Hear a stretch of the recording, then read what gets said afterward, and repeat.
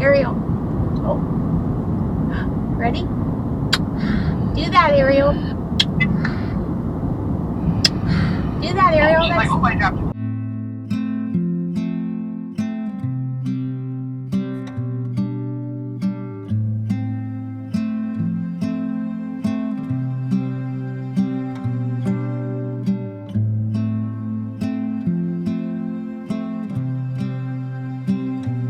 Today we're going out to picture rocks on a cruise ship.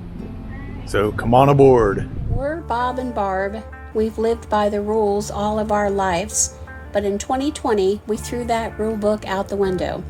We sold our home and moved full-time into an RV with our cat Amelia, and from now on we will be living life our way. Don't you want to come travel in our world? She's about 65 feet long. We'll carry about 150 passengers. We're powered by 2 Cummins diesel engines.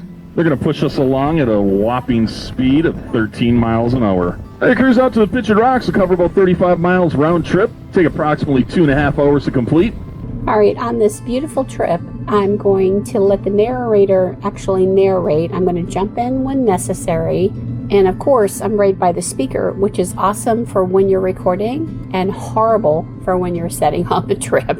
So now it's time to do a little bit of an experiment. So now we are going to learn everything that you see in the rock. So pay attention. There could be a quiz later. A harder rock. Below that's kind of a yellowish layer, which is a Precambrian sandstone, or what we consider a much softer rock. Now it's this combination of a hard rock over a softer rock, which gives way to many of the different formations and caverns. You see some other colors that are coming through the rock face. These colors aren't actually embedded into the rock itself, but they're caused by groundwater seepage. Now the Pictured Rocks cliffs are quite porous, and there are a lot of cracks and fissures, and this allows the groundwater to seep through and come to the surface. Now this groundwater carries many different minerals with it, and as the minerals come to the face of the cliff, they also oxidize and form all the different colors that you see. Now the blues and the greens have, of course, the copper seepage. The reds and oranges are an iron ore seepage. The white is mainly calcium. Here's called Miner's Castle. Some people like to call it Castle Rock. It's said that Father Marquette first preached to the Native Americans from the top of this rock formation. It's about 90 feet high. This is the only rock formation that you can drive out to by car. As you follow the rock cliff up the shoreline, you can see where it meets the sand beach, right about that area where the pontoon boat is. And at that point, you might be able to make out the entrance of a little river kind of coming in. That's the Miners River. Up the stream a few miles is one of the more beautiful waterfalls in the area, the Miners Falls. At this section of cliff here, you'll notice a brown stain that starts at the very top. It goes all the way down to the surface of the water. That's actually the site of a waterfall. That's Bridal Veil Falls flows off of there. Unfortunately, Bridal Veil typically dries up by this time of the year. The only time she flows is after a really good heavy rainstorm or in the springtime with the melting of the winter snow. Now, the next 3 coves that we're passing by are called the Painted Coves. Remember your colors. The blues and the greens are copper seepage. The reds and oranges are an iron ore. And the white is mainly calcium. Now, the Pictured Rocks is a pretty fragile rock formation. It's not unusual for us to see cave-ins occur out here once in a while during the summer season, or changes in the rock face from year to year. And there's actually a little fresh rubble of rock there along the shoreline.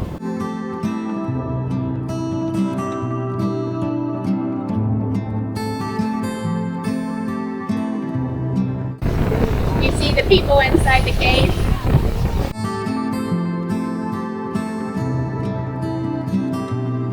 Now this series of caves here are called the Rocks of All Colors. These caves are a favorite spot for the backpackers along the Lake Shore Trail. They'll come wandering out here and kind of have their own little rock patio on Lake Superior. As you follow down, you'll notice that there's a large vertical crack in the rock at the end here. If you look closely, you'll notice that there's caves that are high on the left. Those caves used to match up with the holes that are low on the right. It's a fault line there.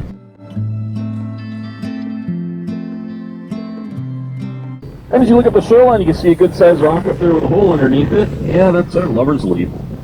Lost love that jumped into this cold water when her mate failed to return. Picture Rock's actual legend on Lover's Leap says that an Indian couple displayed their love for one another by jumping off the top of the rock arch together. Now, the tour wants to emphasize that the water at the base is only a few feet deep, so do not try this.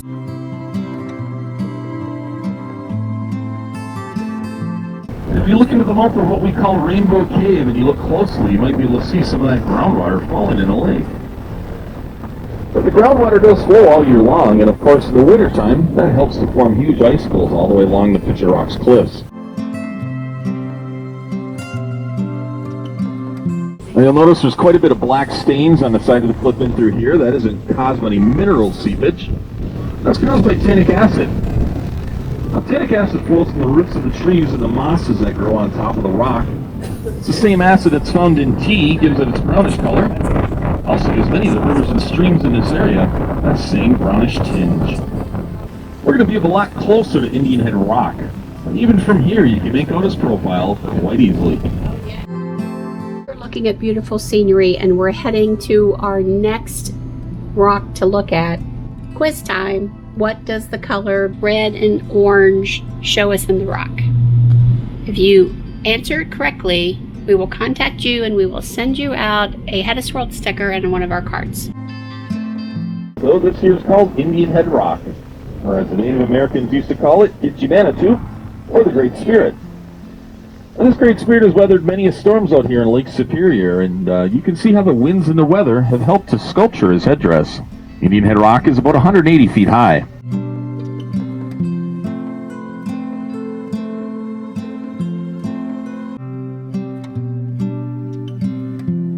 Of Native American lore around these rocks and formations. The Native Americans considered them to be alive with unseen spirits, and they often provided tobacco offerings to these formations.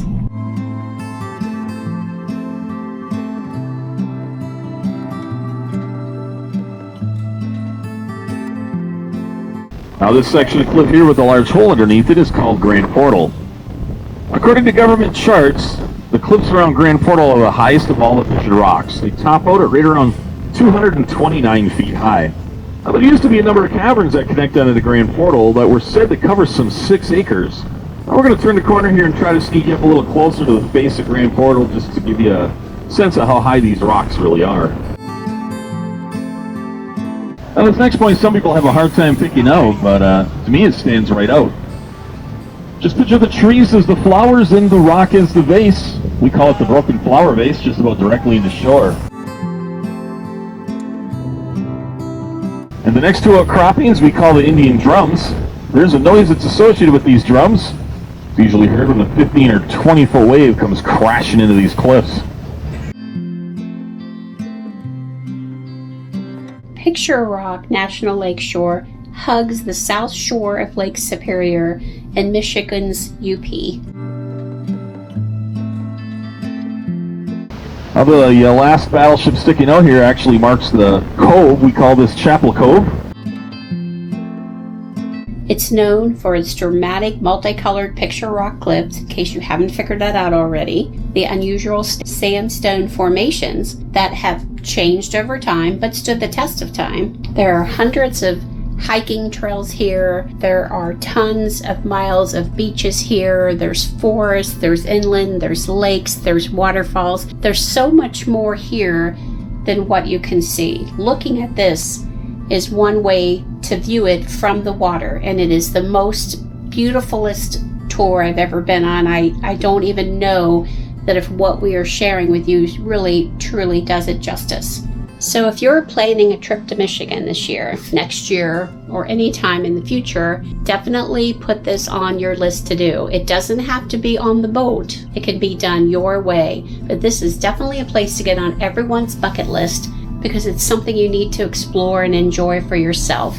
When we return to Michigan down the road, and yes, we will be returning because Michigan is one of our favorite states now, we will explore this again, but from a different angle. Yeah, this is what a cruise fair looks like after you've been riding on the road. So, I loved it. How did you feel? I thought it was awesome.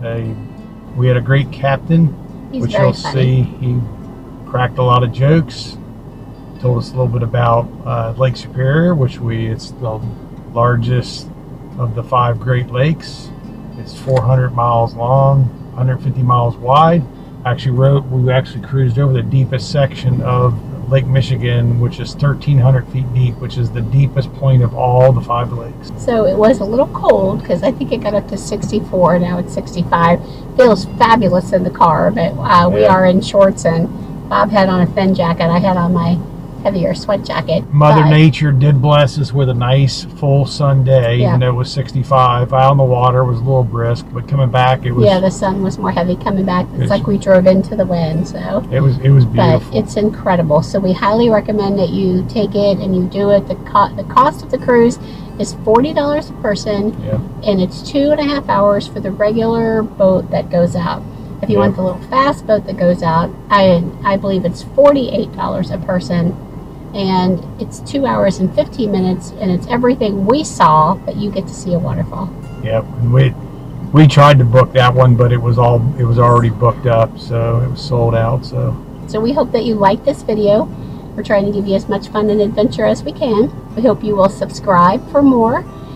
Click the notification bell to get notified, and remember, we are HetteshWorld. Come travel in our world. Bye.